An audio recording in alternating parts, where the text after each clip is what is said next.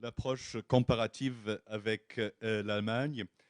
Euh, j'ai envie de dire en début de ce bref exposé, on part des situations très différentes. On a vu ça aussi dans un séminaire à l'URMIS, à Nice. Quand on parle d'immigration, on parle des situations sociétales et culturelles très différentes dans les deux pays à la fin de la Deuxième Guerre mondiale et des situations qui se rapprochent de plus en plus, hein. Et j'ai remarqué ça aussi à travers les exposés que j'ai entendus aujourd'hui, qu'on se rapproche de plus en plus dans la perception de l'immigration dans les deux pays, en partant des contextes très différents. Euh, pour introduire un peu dans le sujet de l'humour, en Allemagne, j'ai envie de dire, c'est un peu un oxymore, l'humour allemand, parce que c'est pas, l'Allemagne n'est pas connue pour son humour, c'est pas un bien d'exportation, donc l'Allemagne en a beaucoup, mais c'est pas son humour qui l'a exporté. Donc, je vais probablement parler des gens qui ne sont pas connus outre-Rhin. D'autre part, pour comprendre la perception humoristique de l'immigration en Allemagne, il faut revenir pour un moment à la situation du pays après 1945. Après 1945, pour comprendre comment la société allemande perçoit à travers l'humour, à partir des années 80, l'immigration. Donc d'abord, c'est une situation sociétale ou culturelle qui ne se prête pas vraiment à l'épanouissement de l'humour. Il y a quelques éléments qui jouent là. D'abord, c'est la situation de deuil après la Deuxième Guerre mondiale, le sentiment de culpabilité qui ne favorise pas l'évolution d'une culture humoristique. Deuxième élément, la division du pays et la guerre froide qui est en Allemagne vécue comme un drame et n'incite pas les Allemands à en faire un sujet humoristique. Par exemple, la comédie la plus connue sur la guerre froide, 1, 2, 3, de Billy Wilder, ne connaît pas un succès en Allemagne. Il est perçu comme irrespectueux et connaît d'abord un grand échec en Allemagne. De quoi est-ce qu'on rit dans cette société qui est dominée par les classes moyennes? On rit d'abord de l'évolution même de cette société qui évolue d'une société de pénurie à une société de consommation et de luxe. C'est d'abord le premier sujet de l'humour de la République fédérale de l'Allemagne.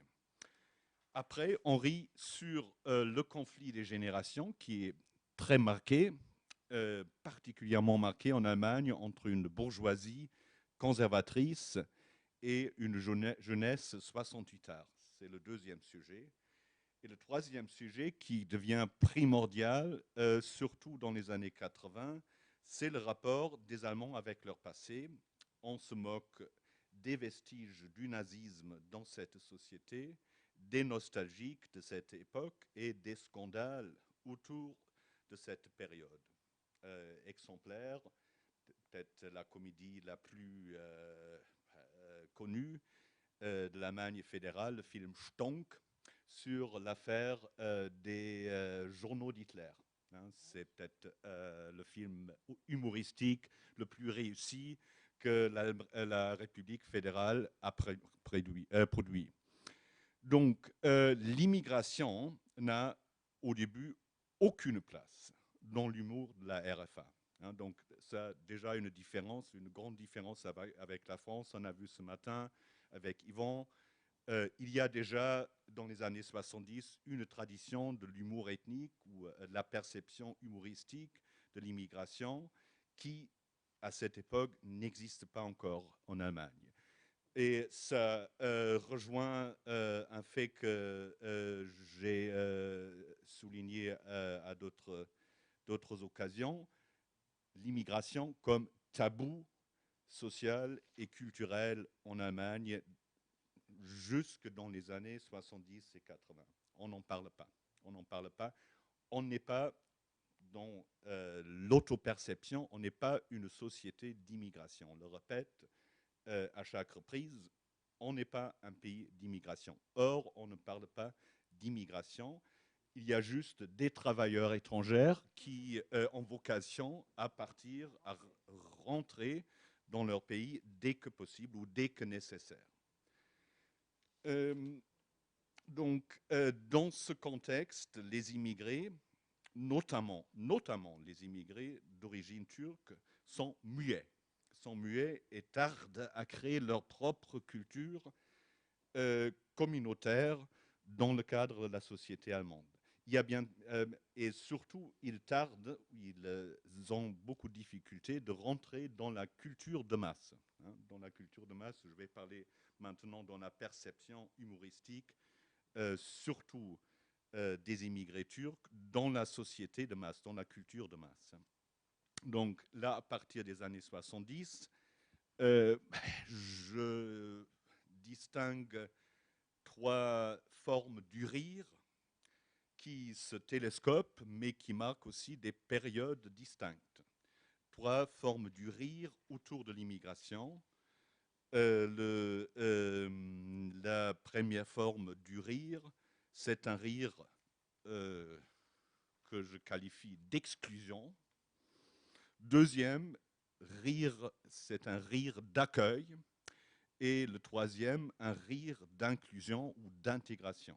Et donc, ce n'est pas trois périodes totalement distinctes. On a jusqu'à maintenant un rire d'exclusion, mais on peut clairement distinguer des époques où on a d'abord qu'un rire d'exclusion, on revient après à un rire d'accueil, et dans les années 2000, on arrive de plus en plus à un rire d'inclusion ou d'intégration.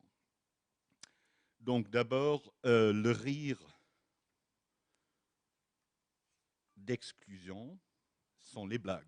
Sont les blagues autour des immigrés. C'est la première perception socioculturelle, humoristique des immigrés, sont des blagues qui sont des blagues de rejet, qui sont un moyen de communication des Allemands entre eux, donc dans une société qui cherche encore son identité, parce que c'est une identité extrêmement fragile hein, de la République fédérale d'Allemagne. Donc elle stabilise son identité à travers des blagues d'exclusion vis-à-vis des travailleurs étrangers. Et ces blagues se moquent d'abord du déclassement social des immigrés, de leur pauvreté, leur incapacité d'adaptation aux mœurs allemandes, leur comportement social, surtout leur machisme conçu comme assez primaire, et leur maîtrise très approximative de la langue allemande. Donc ces blagues, comme je viens de dire, incitent à un rire d'exclusion. Elles stabilisent l'identité des Allemands au détriment des immigrés. Donc, on voit très bien comment l'humour sert comme miroir de la situation socioculturelle d'une société.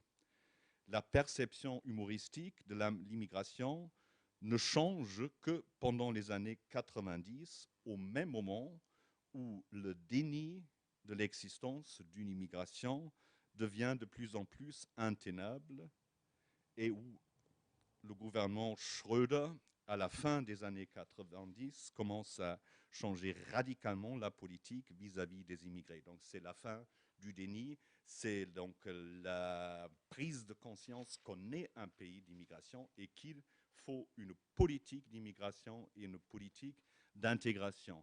Donc dans ce changement de contexte, changement de perception, il y a aussi un nouveau humour autour de l'immigration qui naît. Et aussi, c'est dans cette situation que s'institutionnalise et professionnalise l'humour autour de l'immigration. Les blagues, ce n'est pas des humoristes professionnels qui les lancent, hein, c'est des blagues qui naissent dans la société. Mais à partir des années 90, on a des humoristes professionnels qui s'occupent des questions d'immigration. Donc, les premières comédies autour de l'immigration, adressées, encore une fois, à un public de masse. Hein. Avant, on a bien sûr des cafés-théâtres, des cabarets qui s'adressent à une audience très pointue, mais la culture de masse, la société de masse, n'est adressée qu'à partir des années 90. Et ce qui est assez particulier pour le contexte allemand est que les premières turcs dans les émissions humoristiques sont toujours jouées par des Allemands. Hein. C'est donc les Allemands qui donnent une voix à cette minorité muette, hein, et donc qui donnent une voix imaginaire à l'immigré turc. Donc, dans cette période des années 90, deux exemples des comédies, deux duos de comédiens qui thématisent la relation entre les Allemands et les immigrés. Premier exemple, une émission de radio qui a connu un succès énorme, qui s'appelait Taxi Charia. Taxi Charia est un duo donc, de deux humoristes allemands. Un joue un turc, un chauffeur de taxi, donc une profession assez typique des immigrés turcs. Ce chauffeur de taxi s'appelle Utzwurst, donc un nom qui n'est pas turc, qui est satirique. Et ce chauffeur de taxi charge toujours le même client allemand. L'émission joue sur une juxtaposition diamétrale entre le comportement de l'allemand et du turc. Le premier, l'allemand, est cultivé, artificiel, un peu artificiel et arrogant. Le dernier, Utzwurst, le chauffeur de taxi, est débonnaire, naïf, chaleureux et fantaisiste. Il veut toujours déposer son client à Memphis parce qu'il croit toujours à l'existence d'Elvis Presley. Donc c'est toujours la fin du parcours, c'est qu'il veut déposer ses clients à Memphis. Deuxième exemple, encore une fois un duo incarné par deux comédiens allemands. Un duo qui commence dans des cabarets munichois et devient dans les années 2000 nationalement célèbre à travers des émissions de télévision et de plusieurs films. Erkan et Stefan, l'histoire d'une amitié imaginaire entre un Allemand et un Turc, tous les deux issus des classes populaires bavaroises. Erkan, c'est le turc, hein, emploie un mélange linguistique improbable entre le bavarois, un allemand approximatif avec un accent turc, en créant des néologismes et expressions argotiques qui sont entrés dans l'allemand de tous les jours. Hein. Donc c'est un duo qui est devenu extrêmement connu en Allemagne, surtout avec des expressions, des néologismes comme Brontal, un mélange entre brutal et frontal, comme, disons, symbole d'un langage extrêmement masculin ou machiste des Turcs. Donc, ces exemples-là, Taxi Charia et Erkan et Stefan, démontrent un changement considérable vis-à-vis des blagues sur les Turcs des années 70 et 80. Les Allemands issus de l'immigration sont invités à rire ensemble avec les autres sur les deux, immigrés et autochtones. les comédiens incitent plus au rire d'exclusion, mais au rire d'accueil. Le turc, dans ses comédies, reste quand même toujours l'autre, qui ne maîtrise pas la langue ni les codes sociaux de la société d'accueil. Donc, ceci change seulement dans les années 2000, quand les premiers comédiens turco-allemands parfaitement germanophones et naturalisés connaissent de grands succès. Donc là, c'est aussi la période de la start-up comédie. Donc on voit des exemples des comédiens turcs qui ressemblent beaucoup, quand j'ai vu là, les présentations sur Jamel, à cette forme d'expression. Hein. Je cite deux les plus connus. Kaya Yanar, j'avais un transparent avec les noms, mais ça ne marche pas si facilement avec le Mac. Donc, Kaya Yanar, Y-A-N-A-R, et un deuxième, Fatih Çevikoğlu, un peu compliqué, le nom. Tous les deux issus de la deuxième génération de l'immigration turque, tous les deux nés dans les années 70. Deux humoristes qui commencent dans les cabarets, dans des cafés-théâtres et deviennent des stars de la télévision, ironisent les contradictions de la société allemande. Quelques contradictions, par exemple, la peur de l'immigré d'origine islamique, c'est un nouveau sujet qui rentre dans le débat et dans la perception humoristique. Avant, on ne parle pas beaucoup de l'islam. Après, les efforts de s'assurer d'une bonne intégration des immigrés à travers des tests. Donc, c'est une nouveauté aussi des années 2000. Pour la naturalisation des immigrés, il faut maintenant passer des tests de connaissance de la culture allemande, de la citoyenneté, etc. Donc, ça prête beaucoup à une ironisation. Et autre sujet, la bonne conscience. La bonne conscience de la société allemande de pratiquer un multiculturalisme tolérant. En même temps, ces deux humoristes, Yanar et Çevikoğlu, ironisent les contradictions de leur propre identité. Donc, Çevikoğlu dit j'ai l'air d'Ali, je ressemble à Ali physiquement, mais je parle comme Hans, je parle comme Hans. Hein. Donc, et ironise cette situation qui lui permet, hein, là, on voit une parallèle avec la start-up comédie à la française qui évolue dans les années 2000, qui lui permet de se moquer à la fois de sa société d'accueil et des Turco-Allemands. Çevikoğlu décrit aussi les contradictions de sa société ou de son identité quand il voyage en Turquie et quand il se plaint auprès d'un directeur d'un magasin, on lui rétorque « Qu'est-ce qu'il fait ici, cet Allemand ?» hein, donc l'identité complexe de cet immigré de deuxième génération naturalisé qui s'éloigne de sa société d'accueil. Yanar, là c'est peut-être le plus qui ressemble à Jamel Comedy Club, quelqu'un qui ironise aussi d'autres communautés, le comportement de d'autres communautés, les accents d'autres communautés d'immigration. Ils incitent plus au rire d'accueil, mais à un rire qu'on peut qualifier d'intégration, un rire auquel peuvent adhérer tous les membres d'une société en pleine mutation.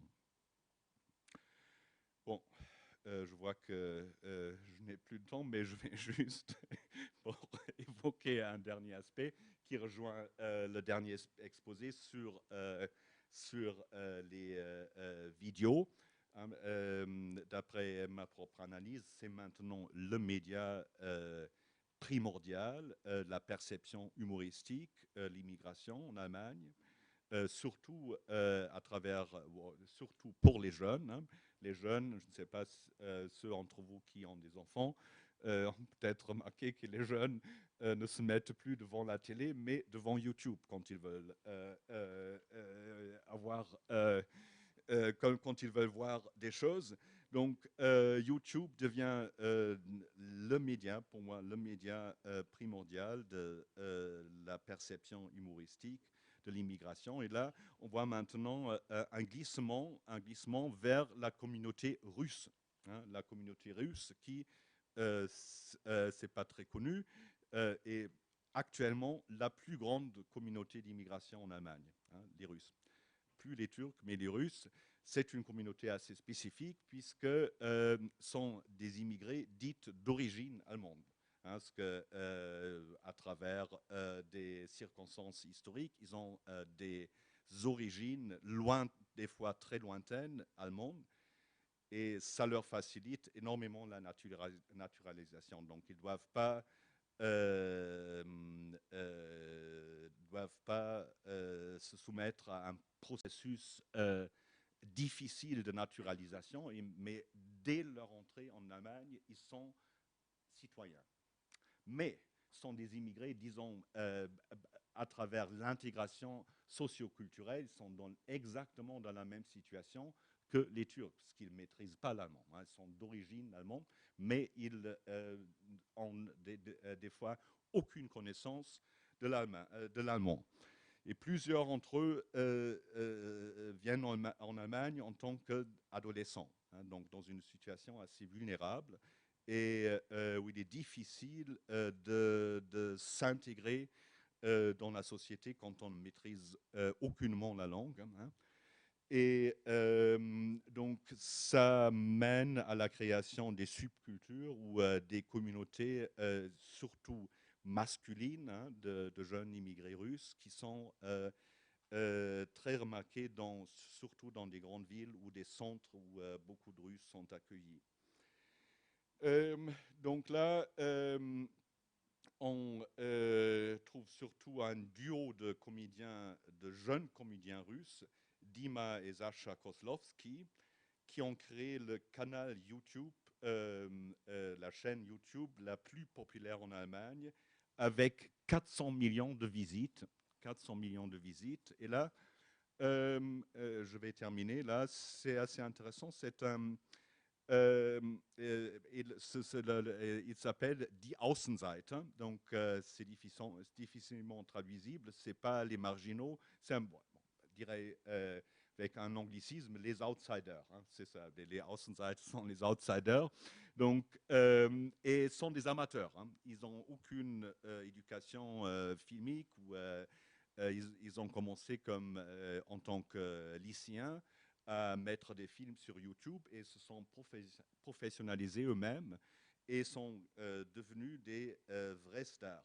Les sujets, quand même, restent assez semblables avec ceux de la comédie turque. Hein. C'est assez semblable. Ça joue aussi sur les sujets maîtrise de la langue, comportement social, alcool, c'est un sujet très important pour les Russes, pas pour les Turcs, spécifique aux Russes, alcool et machisme et violence. Hein.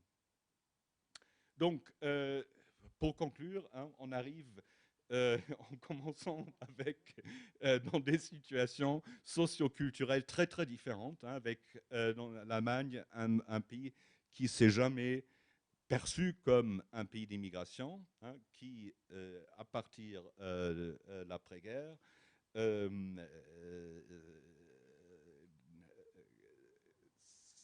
bon, ouais, disons à partir des années 90, commence à réaliser ou à intégrer la réalité de l'immigration dans son autoperception et où les expressions humoristiques autour de l'immigration se ressemblent de plus en plus avec ce qui se passe en France à travers les différents styles, hein, de comédie, hein, là avec le stand-up stand-up qui devient dans les années 2000 extrêmement important en France, et maintenant avec les chaînes, les chaînes YouTube, qui devient un média surtout recherché par les jeunes. Merci beaucoup.